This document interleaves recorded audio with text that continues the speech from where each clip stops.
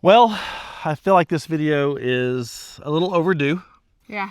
But since building your new 2026 Wrangler Rubicon that you have named Ren. We've been putting this to the test. Yeah, we've been out here at the Paladuro Canyon at Mary's Adventure Park, and not only here, but we've also been out in Utah. Yeah, 2.5 weeks in Moab. Yep. Putting this thing through the paces. Yeah, seeing what we like. So I think now we've got a pretty good idea of how well this thing is performing. And what we need. And still some things that we need for sure. Yeah, definitely have identified some needs. But let's take this video, give everybody, we've done the full build process, but in this video, let's take everybody just through the complete build. Yep. And tell them every component that we put on this thing, why. This is, when you picked this out, yeah, you had a very specific purpose and build plan already in mind. So we've skipped the whole evolution of going to 35s, going to 37s, going to 40s, all that. We've skipped all that because we already have that knowledge. It was already on 35, so there was like that. It came with 35s. You've had Jeeps on 37s and 38s. Yep. So you already knew in your mind what you wanted. Yeah. So we've already learned all that stuff in the past. Yeah. So let's dig into this. Okay. Okay, let's start outside. Okay. And cover that. Okay. And I guess we'll kind of work our way front to back, and then we'll show the inside. All right. So let's start with I think the biggest differences. What lift did you go with? So we started with the Clayton 3.5-inch Overland Plus, the long arm kit, but we had to make some modifications because we do have the carbon shock technologies, carbon reservoir shocks in here, but we ordered those a little bit longer than what we should have. So we ended up having to get different springs to accommodate for those shocks so they didn't just fall out. So we now have some actual 4.5-inch TerraFlex springs. So it's kind of a hodgepodge, but we're waiting on Clayton to come out for those, and those will go in here. All to accommodate Milestar XT 40-inch tires with the Black Rhino Kelso wheels. I love these wheels. So Matt has sworn by his long arm kit that he has on Sully, so I thought I would give it a shot just because of the articulation and also just the comfort on trails whenever you're wheeling. So I definitely wanted to see how that would work, and so far I'm a huge fan. And the carbon shocks are fully adjustable. So Yep. how are you liking them so far? I love them. They're the best that I've ever had. I love that you can adjust them for both the hard and soft compression. Inside here, we cleared all this out. We have the metal cloak inner fenders. Lehman Upfit helped install those and powder coated everything to kind of match my scheme here. And we've used the Barnes Off-Road Fender Delete Chop Kit right there to get those removed. We totally removed the lights here because we have the Diode Dynamic Elite Pro Max Series headlights. Those have the turn signals built into them, so I don't need the lights here, and that gives me more clearance. Underneath here, I have the Diode Dynamics rock lights throughout the whole build. I've always been a Casey girl, so I wanted to see what these are like, and especially knowing that those have the backlighting of the purple lights up there on the roof rack, definitely made me sold. So yeah, we have the Diode Dynamic lights kind of all around. You can see them placed. I do have, these are blacked out covers. They're smoke covers, just to kind of keep protection for those states that require covers. This is all sitting on the AMW's stubby front bumper. I also have the rear bumper, but I love this profile when we were at AMW for getting Matt's engine swap. And of course, we don't switch up. We have always been a fan of the open road winch series. And then this is the Yankum Groove Fairlead that we've had on every vehicle that we have wheeled. We don't really like a lot of metal in our recovery, so synthetic winch line, I found that online. It is purple. That is the way it's come. Okay, you are running 40-inch tires. Yep. On the factory axles. Yeah, well, we did that for a few reasons because we knew that we had the rear full float. So we knew we could get away with that, having a little bit beefier axles. So we are definitely going to give it a shot. And then we teamed up with the RCV. So we have front and rear RCVs all around. You know, we're just going to try it. We've always been one, you don't upgrade until you break something. So I'm going to see. And I know I have a lot of people out there watching me to see that I'm going to break this. And so I'm actually on a mission to prove them wrong. To retain a little bit of strength in the ring and pinion, Yep. We did not go with the typical 513 gears. Right. Yeah, we went with 488. 488 Spicer gears, front and rear. Yep. We went with the 488s.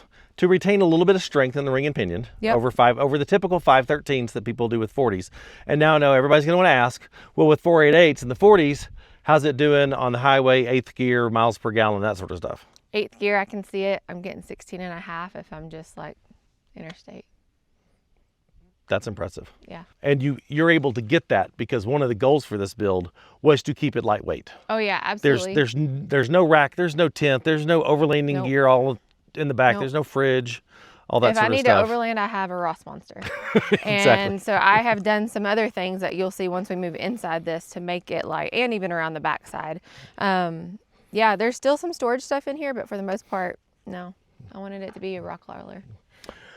Steering, all steer smarts, drag link, tie rod. Yeah, we do have the Falcon steering stabilizer. Down here, I did choose to get the adjustable whenever Ed asked if I wanted the adjustable versus non-adjustable. He said a lot of people don't ever change the settings and asked if I would, and yes, I will. So I do change the setting on that steering stabilizer from either medium to soft. I haven't really played with firm yet just because medium seems to be okay for me.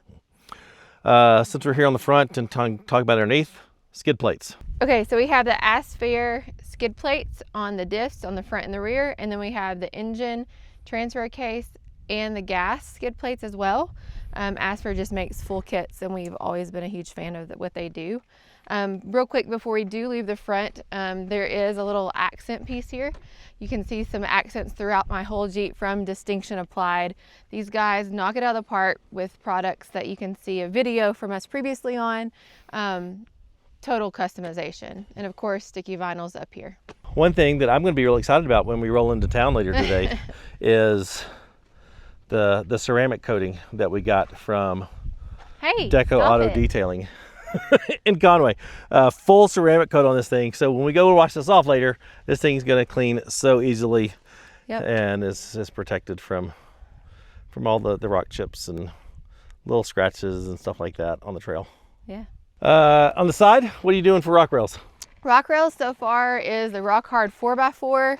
I just love Rock Hard 4x4, the rock rails. But I saw these again at AMW, and I really liked that the wide foot placement that you can have through here. Little did I know, I was a little sad with trimming my fenders that I couldn't have my Rock Blocks mud flaps that I've had on other vehicles. But here, these are actually great mud flaps. Anybody that's wheeled with me in the mud, they've been completely muddy, and I'll not have as much, so it's pretty nice. Other Distinction Applied pieces, the paint matched bumper pieces, the cowl piece, which looks, I think that is the best thing Distinction Applied has ever done. This just looks amazing. If you look at the one on Sully, it's all gray and faded. Trail rated badges, Jeep badge, these little fake vent things look so good. We're gonna be getting those on when we get home. These we actually have at home. Little keyhole covers. So you don't have to see those. They're just magnet. Let's cover that up. Gas filler door. Paint Actual matched. door, not just plastic. Actual door. Yeah. Fully replaces this piece. And these are my All Roads Taken adventure badges. I incorporate them with my adventure passport that they have developed for the website, and those are all of the trails that I have chosen to put on my Jeep, which I've never had that possibility before, so I'm super excited to have those memories on my vehicle. Really good on the side glass too. Yeah. Because you can't see anything out that anyway. No. What you got going on back here? Whole lot of nothing really. Yeah, well, a whole lot of stuff. Intentionally. So we have the AMW bumpers to, again, follow what we did from the front. We moved those back here to the rear. Same kind of concept. I just love the way they look. Excessive Industries, if we're going to move up to some of the meat and potatoes of what I love about this back here, this whole rear tire delete kit from them is also the reason why on the inside. Do you want me to go ahead and show? Nope. Okay. Because we're not there yet. Okay, I want to show you. So yeah, I have that back here on the rear. So I have the Morimoto taillights. As you know, those are the things that stick out the widest, both on the Wrangler and on the Gladiator, but I've had oracles in the past. After replacing those with several things that they sent, I thought I would do this one time, hopefully be done. Morimotos are just much better quality. Yeah, so far they've been very dependable for us, and I love them. Okay, open the back. Open the back. Okay. This is what freaked people out the most in the build. Yeah, I know. There Oh we my go. gosh, it's so big. How there's no space. I can hear him now. So this is the Excessive Industries Gatekeeper. It can fit comfortably up to a 40-inch tire. So as you can see, this wheel has some scraping because we do 5 tire rotations. That has been changed, and it wasn't that bad. Nope, it wasn't bad. Crazy at all. But yeah, 40-inch tire up in there. As you can see, like a little peak right here, this is some Armor-Lite flooring. I've done that throughout just because I love that stuff. So I have the XG Cargo Gamma bags. I have the previous ones where they were in Boo and they went this way. Obviously I couldn't do that because there's a tire here. So these have all of my tire recovery kits, bottle jack, glue treads, things for tires. And over here I have like cleaning things, just to keep for those things. Okay, with the tire, everybody wants to know, does it just smell like rubber in there the whole time? No, I've experienced that one time whenever that was the new tire that was in here. Just being honest, whenever it was really, really hot out in Utah, I did have that smell for a little bit. But since this tire's been rotated in, I don't smell it. Haven't smelled it anymore. Nope, that was just the original new tire smell. Yep. All right, let's go to the inside and show how much space is still really in here and what we've done on the inside. Okay, so one of the major pieces of information I loved about the Excessive Industries Gatekeeper is that it allows you to keep your back seats if you want to. As you can see there, when the back seat was here, you have plenty of room. I actually chose not to do that because I have dogs, and I was going to until I realized I couldn't put my dog's car seat in here, and I want to have a dog with me. So I saw the cargo kits at Save Expo, and that allowed me to put the dog seat in here in the back, and I have no regrets. I love that on each side they have little latches that you can use to get down into the chambers on the side, and if you also just want to be able to grab something quickly, you can just go in from the side too. I love them because they're the only ones that leave the aluminum channels to be able to put these mounting points here. So that's how we're able to mount the car seat in here and secure it down. We've got additional tie downs here, 4 additional gear here. That is what impressed me the most about the Cargo Kit Seat Delete. Yep. And incredibly lightweight. We have Super saved a good amount of weight replacing the back seats with this Seat Delete. And with the Gatekeeper back here, you still have a lot of room. If the seats were up here, you still have a lot of room back here underneath the Gatekeeper. Yeah. A lot of space here on the sides. And I especially like this accessory panel. If you wanted to mount, if you didn't have a place like I have for the Kraken, if you want to mount like a deflator there, you could totally do that. Or just put in some extra stuff there too. In the top, what we got? I have back seats delete rear MOLLE panel. Love it. Saw this at the Moore Expo. Actually saw Switchback Off-Road sporting this in a video, and I loved it. And I knew that I wanted to have a Starlink in here for whenever I wasn't around Upton and I wasn't around Sully. It's nice to have that peace of mind. Yeah, what we've done here is use the Epic Adventure Outfitters MOLLE panel kit that's specifically designed for the Crow, but I made it, did a couple of modifications, drilled a couple of extra holes, and managed to make this work with the backseat delete MOLLE panel. And you've had it on all the trails here. Yep. And no rattling from it or anything like that. Oh, absolutely no rattling. No, And I love that Starlink will actually go through the roof because I'm not going to have a roof rack up there, so it's not going to have to go through more metal. Yeah, and it's hidden out of the way. Yep. Completely unnoticeable. Yeah. All right, let's, well, what do we got here on the headrest? Yeah, so these are the Onward companies. They're the headrest storage bags. And then I also added a little bit extra on your side over there. That is actually a trash bag, but also a cooler. That's insulated. I wouldn't suggest doing that. You can insulate your trash. I wouldn't do it at the same time. That's where I was just about to go with that. But yeah, so I have some recovery stuff up here. This is a place to have my patches. In here, you can put like actual full-size bottles of like sunscreen, things bug like spray. that. Over there, I had the dog's water bottle. I've got to get these for mine because I am always forgetting sunscreen and bug spray, and this is where they need to go. Yeah, right back here. Speaking of the Crow. Yep, speaking of the Crow, here it is. It allows us to attach some like first aid stuff, EDC kind of things. I have my tire deflator here. Someone stole my pen. Oh no. I would have a purple pen there. Flashlight in there, just a little storage. Yep, and it has a light already on it, so it's really cool. It has like a red light. I don't know if that USB ports here. Awesome place to mount the diode Dynamics switch panel. Yeah. Which is the best switch panel on the market, hands down. Yeah, it's super nice that you can just pick and choose where you want to put things. You have a hole in where your rear view mirror was. I do. I do. That's gonna get fixed. We've got to find a plate for that. Get a 3D print it or something. So yeah, there's no rear view mirror there because, as you know, I can't see nothing out of the back with that tire, which is not a big deal. Having Boo fully kitted out for the Rebelle Rally, I couldn't see much out of the back anyway, so I didn't hear about that. But I was offered this opportunity to have this wolf box, which is still taking me some getting used to. One, because it is a computer screen that we have attached back there to the back to be able to see out the rear, but also it's lower than where my normal rearview mirror is, thanks to Anvil Overland's wolf box mounting system that they have made for that. On top of everything else that Anvil Overland already is amazing for, they've made all of this purple, so I love them. Larry and them are a great small business company, and I can't say enough about them. Hands down, the best dash bar accessory mounting system all magnet on the market. Yeah. So radios, GoPros, wolf boxes, switch panel mounts, phone, GPS, Garmin InReach mounts type stuff.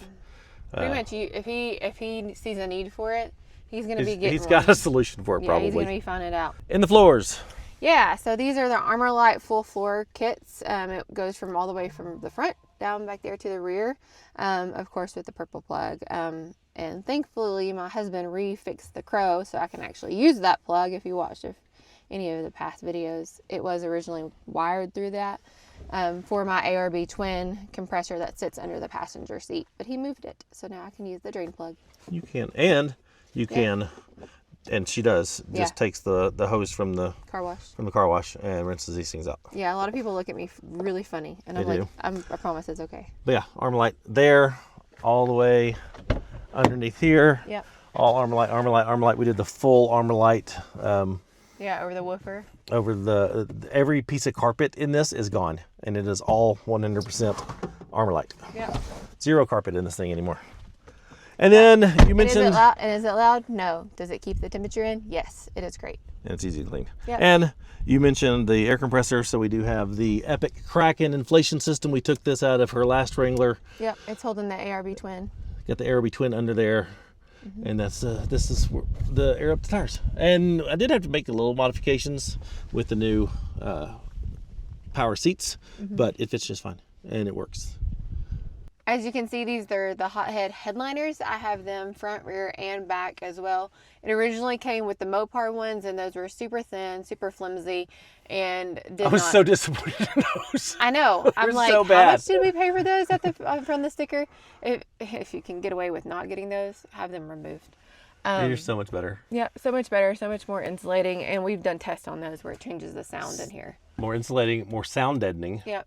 And these will hold patches, and the Mopars will not. Yep, exactly. One thing that I love that you can't see is what is behind my window switches. I have the Turi Pro.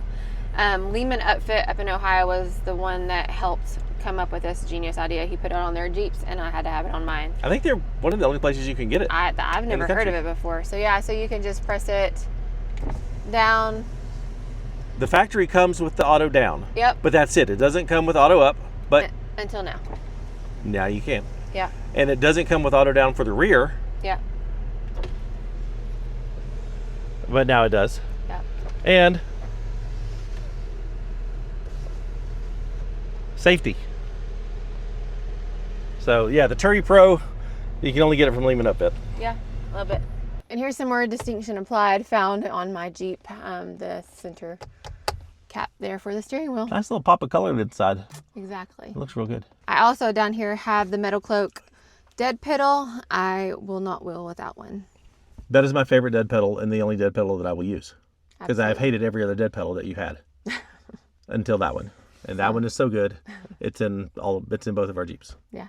And then this is just a seat cover from Amazon. Super but nice. It's functional. And soft. Yeah. You've done a heck of a job with this build. I think it is very well thought out. Yeah. And I think it's a very smart build for running 40s. Yeah, and it's me. It is totally you. It is you in a Jeep. This is me in a Jeep, and then my experience as a driver, and then I've also brought elements that Boo taught me in the Wrangler aspect. So it's me and her in the heart of Bryn. Yeah. Yeah. Going back to the things that we still need. Hydro assist. We have got to address the steering in this thing. The steering isn't bad until you're front locked and trying to turn those 40s. Yeah. Whew. That's not so good. No, So I missed some gym days. So anyway. PSC Hydro Assist will be in the future. Yeah. Possibly axles. Possibly axles. I don't know. I mean, we're going to just continue to beat the crap out of this thing with these factory axles and the RCVs, because I think these will hold up. There's a lot of people saying that they won't, so I'm all about trying to prove people. Me too. Yeah. But we will not get new axles for this until hopefully by the end of the year, Ren will have a Hemi and Sully will have 40s. Until we can get you going. Drive Sully as much as you need to on those tires. I will. Yeah, Sully's not getting 40s because I just got the brand new 38s. But that was the deal. I got the 40s. I got the engine, you got 40s. Now we're gonna you get flip engine, it. I get 40s. Yeah. So we'll see. Hopefully by the end of the year, there'll be some form of AMW conversion under the hood.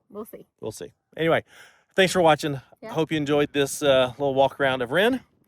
And if you have any questions, be sure and put them in the comments. All the important information, discounts, Patreon link, AMW conversion link, anything important is in the description. So go check that out down there.